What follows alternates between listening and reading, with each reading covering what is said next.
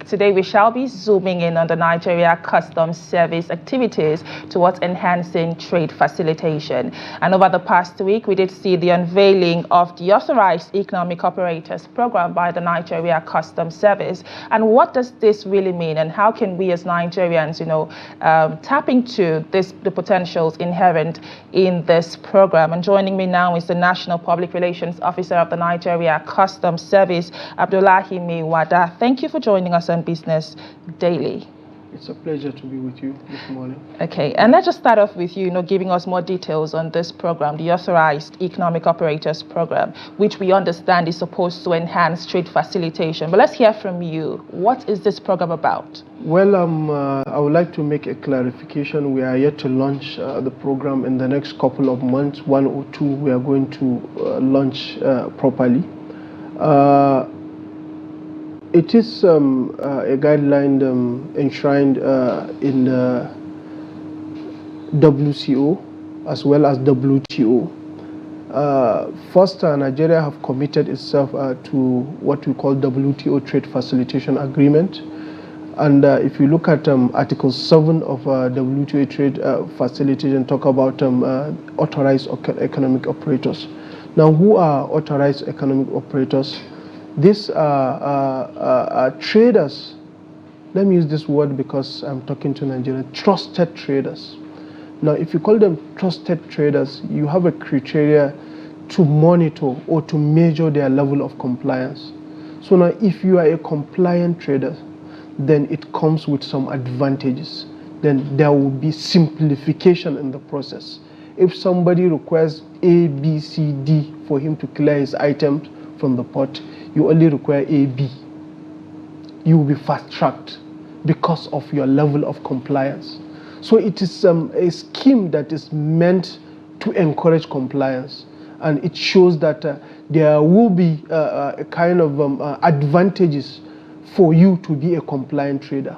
And if you are not a compliant trader, definitely there will be need for delay. It will cause delay for you in clearing your items, because you'll be subjected to more scrutiny, because you have been seen to be consistently, having infractions in terms of your declaration, in terms of all aspects that has to do with clearance. Somebody can be non-compliant. So that is what the scheme is all about. And it is initially, Nigeria Customs Service we were using a very old law that is as older, was maybe times 2 of my age, almost 60-something years old law. And fortunately for us, we got a new act that was signed into law in 2013, or 2023, which is called Nigeria Customs Service Act 2023. Now, because it's a new law, there is provision for that authorized economic operators.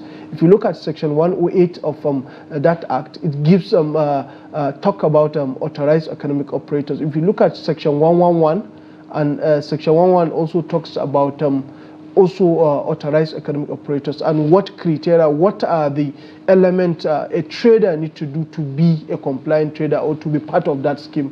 What are the conditions that warrant somebody to fit into that scheme? So AEO is some advanced stage of what we are practicing before, because before in customs we have what we call fast track. Fast track is just a quasi AEO, let me use this word, and we move from fast track to fast track 2.0, but full AEO, it is what stipulated by the WCO World Customs Organization, and that is what we are trying to adopt since the coming of the Comptroller General of Customs.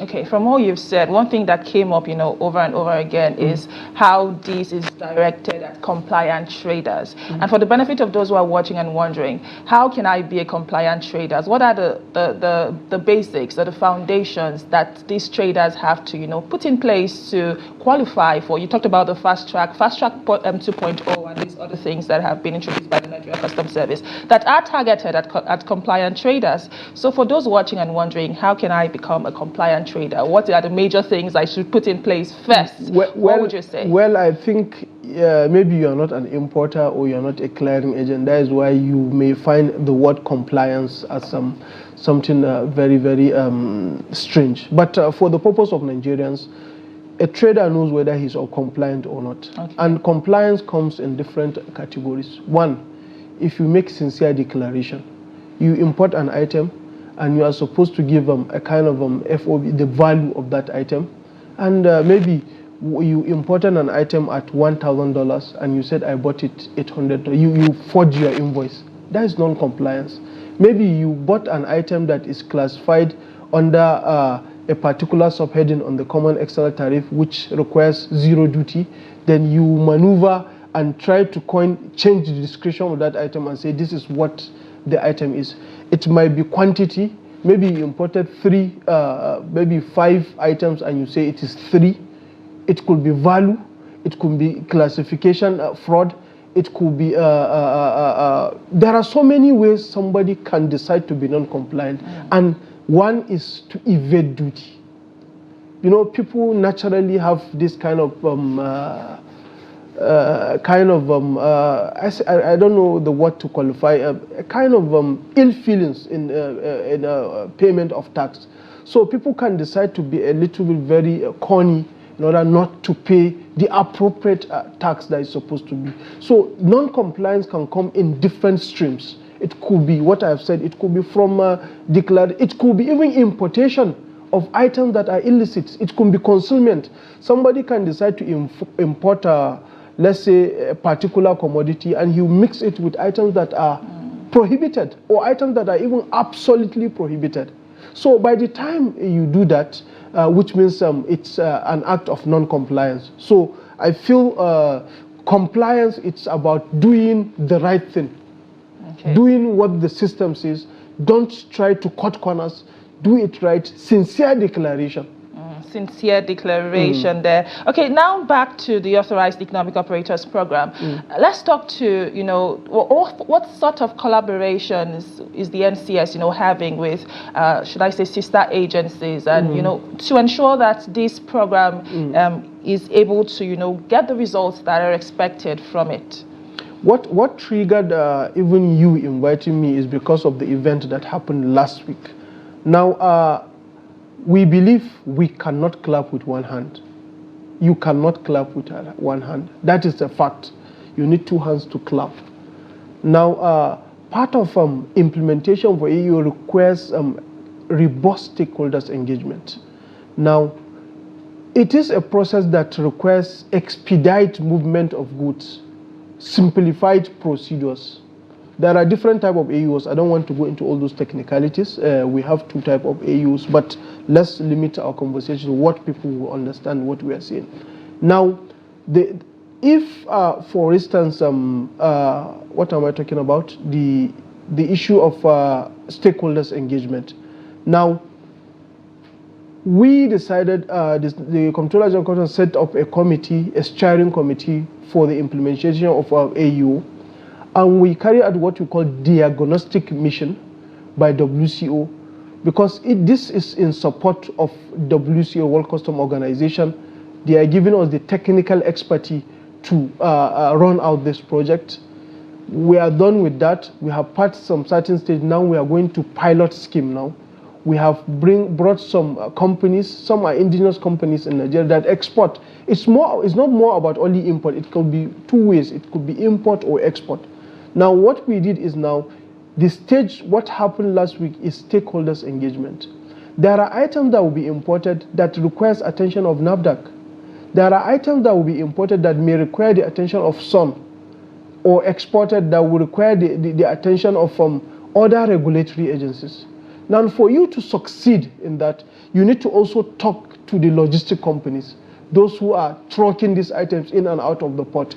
You need to talk to the NPA, you know, Nigeria Port Authority, because they are responsible for the issue of this electronic call-up movement. You know, so all those stakeholders, you need to engage them to tell them why you are doing this AU.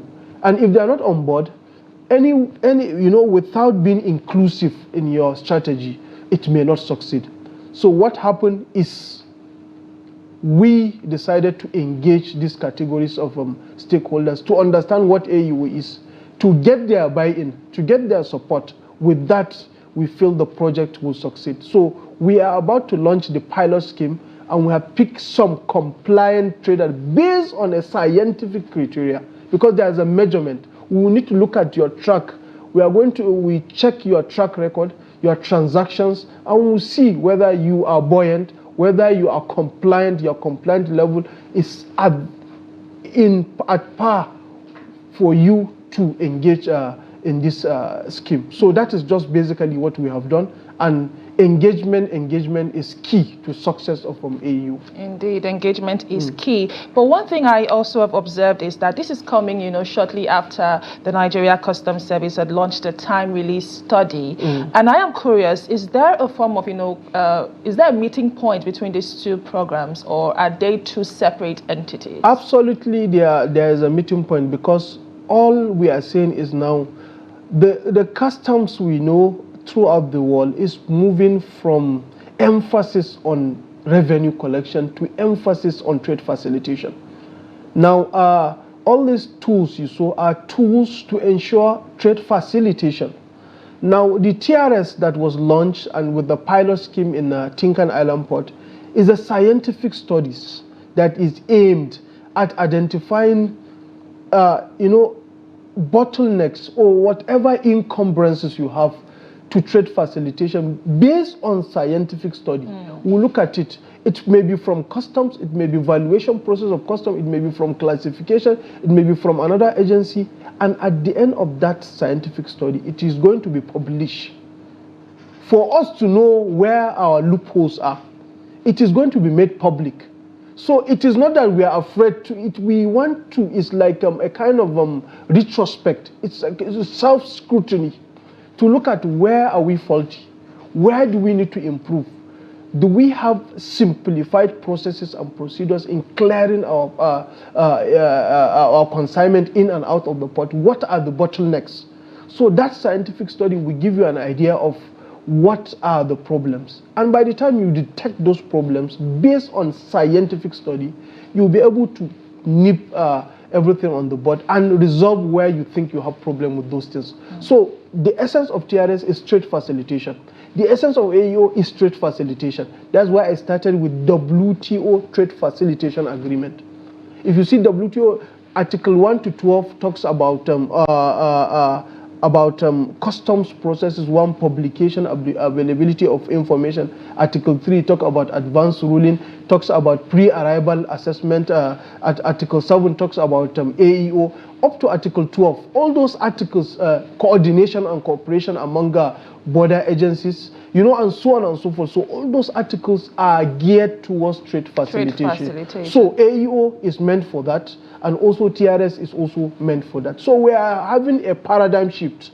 We are trying to tell members of the public that customs is beyond let me use in quote, waiting you carry. I'm using this language informally. People would think it's just to stop you on the road and 6 bags of rice. Seizures mostly, But it's more. We provide data for trade, for statistics. We ensure trade facilitation. We are in factories, excise factories. We collect revenue from excise duty. We are in free trade zones. We are in parcel posts. We are in airports. So our functions are enormous. It's beyond enforcement. Enforcement is part of it. It's like this tripod. I believe the revenue generation, trade facilitation, and suppression of smuggling are intertwined. If you don't do this one effectively, it will affect this. If you don't do this effectively, it will affect this. But I think one of our major functions is trade facilitation, and we are trying to tell Nigerians that we are trying to adhere to international best practices based on our mother body, that is WCO, and also WTO agreements that Nigeria have ratified too. Yes. Okay. Unfortunately, our time is fast spent, but in 1 minute before we go, we'd like to understand the timeline for the implementation of the AEO. You've talked about the pilot stage. I believe there are other stages to follow after. So we'd like to know that's the timeline for the implementation of this program. In the next 1 or 2 months, we are going to do the proper launching of the pilot test. And during that launching, we have passed through so many stages. This process started as far back as last year. We started, there's a working group. As I'm talking to you on Wednesday, they meet virtually to discuss the way forward. On Saturday, I was part of a meeting with the working group. There are meetings we used to have with WCO members who are the partners that guide us, technical partners that based on their guidance, we're developing these schemes. So it is something that there is a work plan for it, and every stage we are going to make it available to the public at every stage of implementation. It is a project that the CGC has assured Nigerians that if other African countries are having AUO, like Ghana, like other countries, why not Nigeria? We can do it as Nigerians. That's why we started with TRS. Very soon also, we are also doing the advanced ruling. And advanced ruling also is part of what we have in our new act, which has to do with, you can just get a classification or valuation opinion of your item prior to the importation of your item. It's also trade facilitation measure. So we are trying to tell Nigerians that we are out for trade facilitation. We are out to encourage businesses. We are out to make sure that there is ease in importation and exportation of goods in and out of Nigeria. Abdullahi Maiwada, the National Public Relations Officer of the Nigeria Customs Service, speaking extensively into efforts by the customs to ease trade and of course improve business and the business environment right here in Nigeria, speaking about the launch of the AEO by the Nigeria Customs Service. Thank you very much for your insight on the program today. Thank you very much. We have not launched. It's not launched. It was stakeholders engagement, so I just need to clarify that. Oh, we look forward to the launch obviously. Yes, sir. Thank you very much for the opportunity. Thank you. And this is where we draw the curtains on today's edition of the program. Join the conversation on social media. Go on and ask your questions and, drop your comments and let us hear what it is you have to say about this program by the Nigeria Customs Service. My name is Chiamaka Enendu. Thank you for watching and bye for now.